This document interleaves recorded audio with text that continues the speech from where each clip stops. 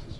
So we're going to add an additional 360 gigabytes into the M2 slot with the intention of using that as the boot drive.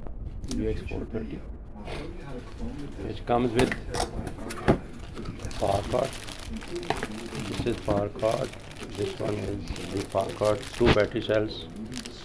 Two battery cells Panasonic. This is a male female power cord. This one is the HDMI.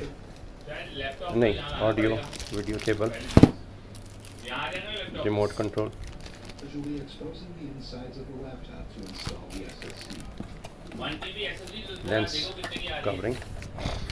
M2 Certificate. A couple of throwaway gift cards or expired credit cards will come in handy for buying the cover.